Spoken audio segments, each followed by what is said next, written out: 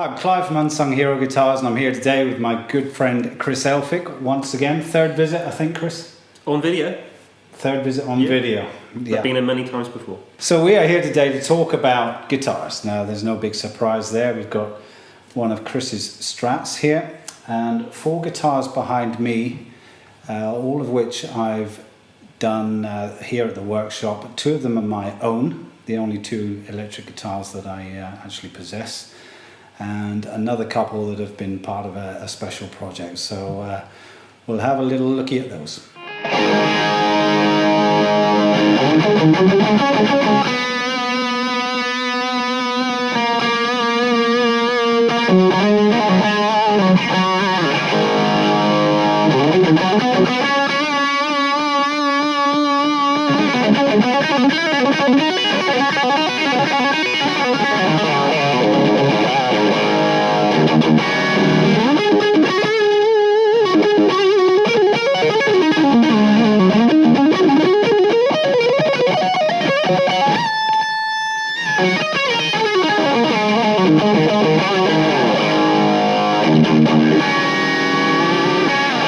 Well, stunning playing as ever. I'm looking forward to seeing what you do with these behind me, actually. But so that's a guitar that you know very well. Yes.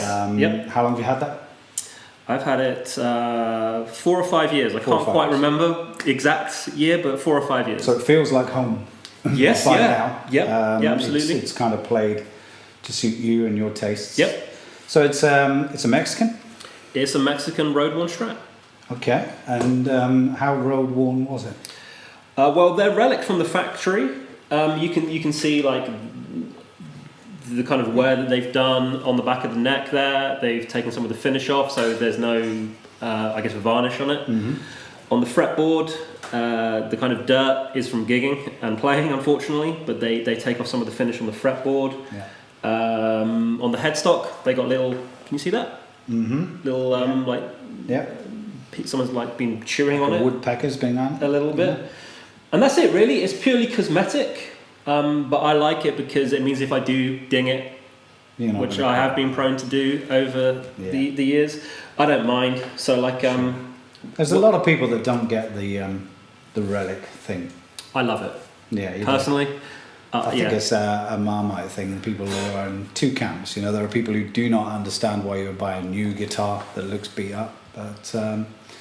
I don't know. I sort of I swing both ways on that. You know, I think there are probably some guitars where, like, if you had like a relic Les Paul, I don't think it would be quite the same. All right. Okay. But I think a Strat, they work, and the Telecasters, do you think that our musical psyche has become attuned to seeing like Stevie Ray Vaughan's guitar and things like that, and Rory Gallagher's and what have you? So the Strats tend to look pretty beat up and worn, where, you know, maybe when you see Slash playing his Les Paul, it still looks in good shape. Well, I mean, it's funny you mentioned Slash, because he does have a really old school Les Paul, which is gnarled, right? Really, and I love the look of it. Sure. I think for me, I just like the fact that it looks old. I seem to prefer older guitars, because I don't mind if they get scratched or dirty, or like left in a car for 3 days. Not that I've done that, of course. I have. Don't do that. Don't do that at home.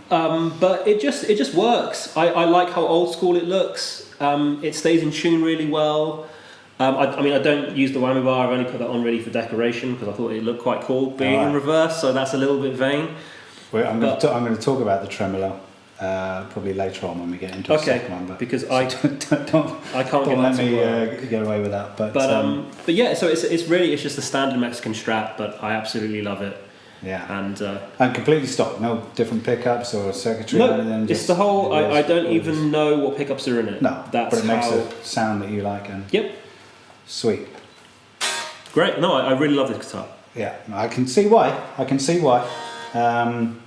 It's interesting to see what you make of my Strat. Don't go knocking it on the chair. Yeah, sorry, there we go. That was a mistake, by the way. A case in point. There you go. You couldn't write this stuff. Had that been guitars I have had previously, I would probably be worried about that now. Yeah. And now, honestly, I don't care. Good man.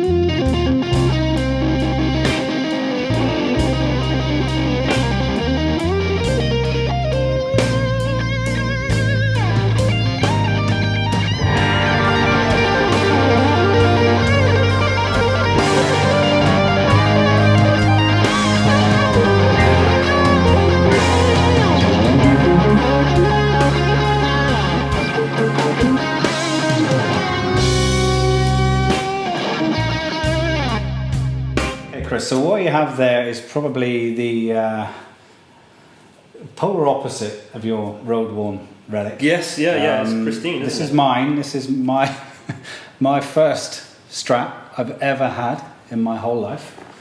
It's a Mexican. I think I wouldn't even know what year. What's that? Do you know how to read them? No, I can tell you it's made in Mexico. 2011, something like that. I can't. Something like that. But it's a long way from stock. Yes. It's certainly not a standard Strat anymore. All the body and the neck completely standard, with the exception of the frets. They are Jessica Evo Gold frets. Okay, I've heard about those. This is the first time I've played them. Cool. You've probably heard of them through me because I'm a huge fan. Oh yeah. It's got locking tuners at this top end. They don't come as stock with that. Moving down the guitar, the pickups, they came on it when I bought it pre-owned actually. So there's a set of Seymour Duncan Alnico 2 pickups in there. So I didn't choose them specifically, they were just in it and they've stayed. I like them.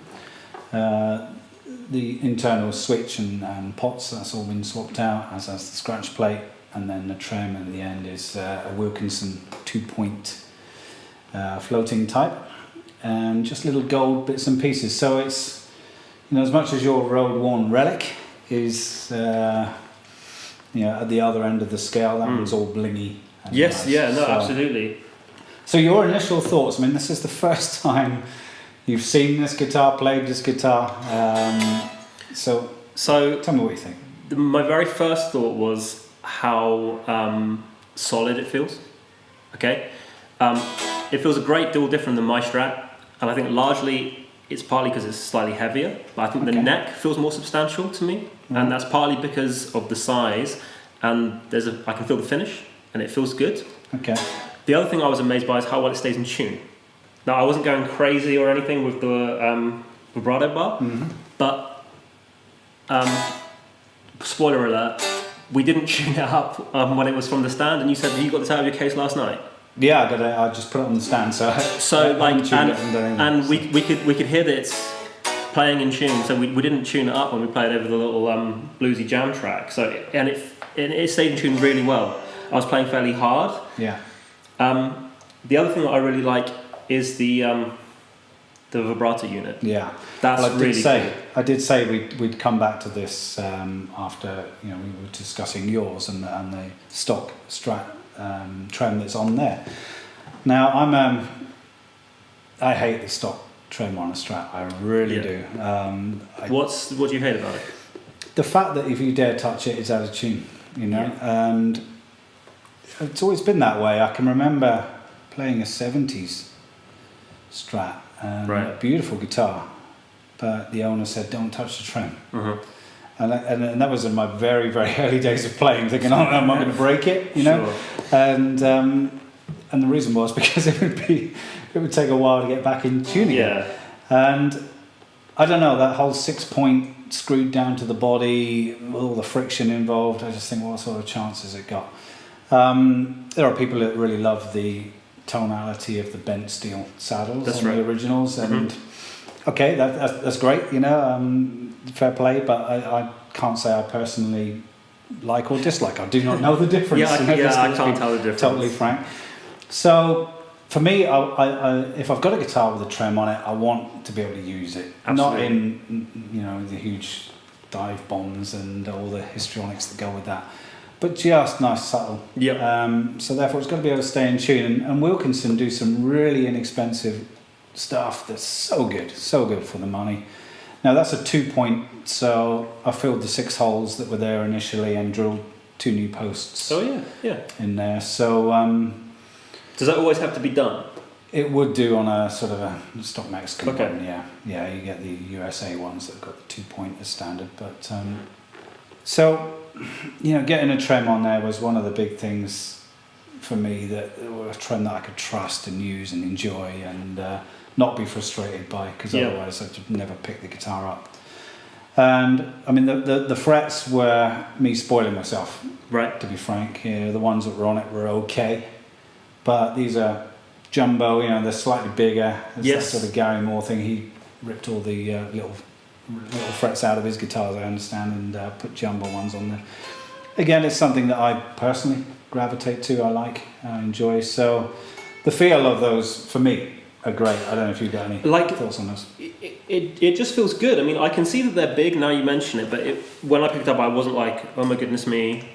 I played some Fenders, like old school ones with massive, great, like was like pencils going across the fretboard as frets. But these feel good. What is the gold aesthetic, or does it make it stronger, or what's the story? The story behind the gold, I wish I knew. It's a really good question. I don't know why it's gold in colour. Maybe they do that. Do they actually put gold in the alloy of the fret? But they might do, and I installed a set of these on a client's guitar very recently, and when I mentioned it, he said, well, it's gold, it's going to be soft, it's going to wear out in 5 minutes flat. And actually, for whatever they use to make these things, it's kind of between nickel silver, standard nickel silver, and stainless steel. Okay. It's between the two, so it's harder than normal and more resilient, and it's got slightly brighter sort of spanky tone to them. So yeah, contrary to the sort of your initial perception that gold would be soft, it's actually a real sort of hard, and I feel it when I do nice slow bends and things. It just they're really smooth. I mean, I played lots of guitars with stainless steel frets, and I can't feel a difference, to be honest with you. I like stainless steel frets because they do last, but I've never had a guitar refretted, in all honesty. Sure. But it's lovely. I mean, the other thing that struck me about it was how in tune it is all over the neck. I mean, that's a testament to the setup, I would suggest. But it was a really good guitar, man. What about the string trees? Are they? Yeah, they're not stock either. They're no, okay. Yeah, and why 2? I don't know. I think I saw it on someone else's. I'm like, oh yeah, 2. I like sometimes with a Strat and a Telly, the break angle across the nut on the 3rd and 4th strings can almost go straight, dead straight. Yeah. If you don't have a lot of windings that push it down the post, it can be dead straight, and therefore you can get a little bit of buzz, unwanted buzz within the slots. So that's why they put the string tree on top 2. But I just added the second one for. And the tuners, they're really cool. What brand are they? They are completely unbranded, actually. Oh, wow. I get them from the place that I get all my guitar parts, and they sort of really rated them, and they're not expensive. I think around about £35 for a set, I think, which is super cheap. But they were. I may be wrong with that. They may be a bit more in gold, actually, but they are just unbranded, just super nice. They work. Yeah. They hold it in tune, and they're what else do you need to know? They're killer. And the other thing,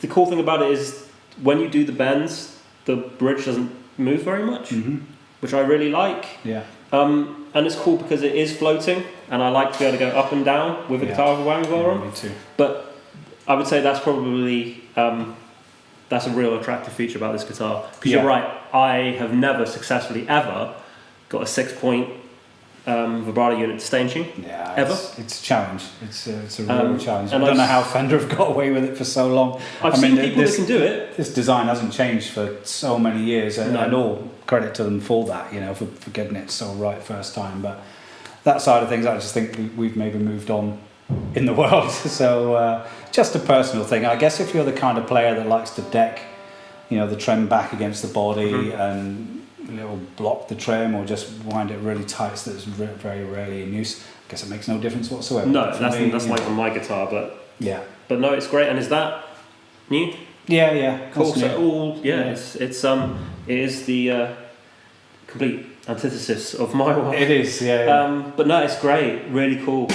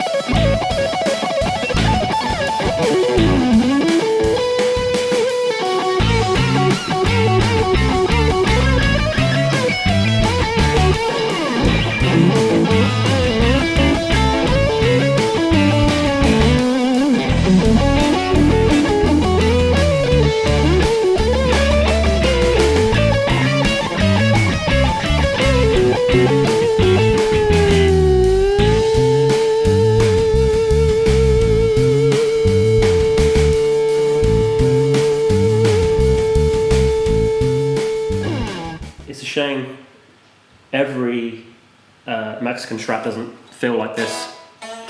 Well, again, when I you go into guess a shop. here we're getting into slightly funny territory because, you know, Mexican Strat's supposed to be their entry level, lower end, you know, affordable guitar.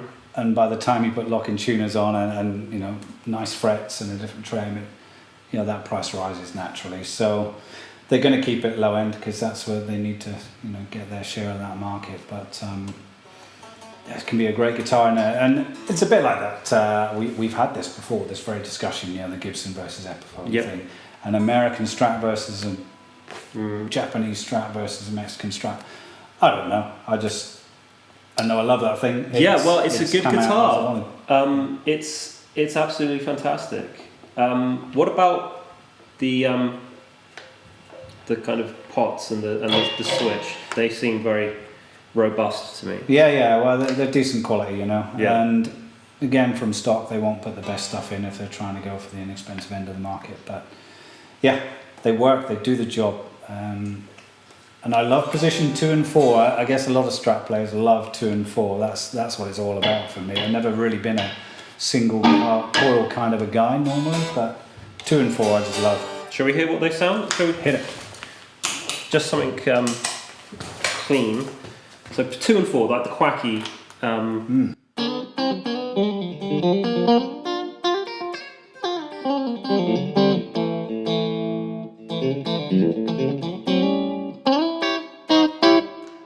That does sound quacky. That's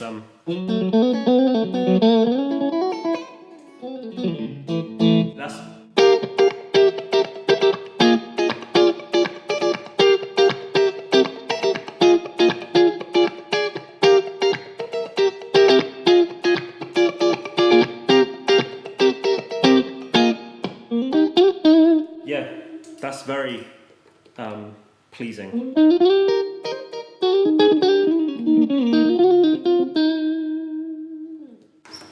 Nice. Lovely. No, lovely guitar.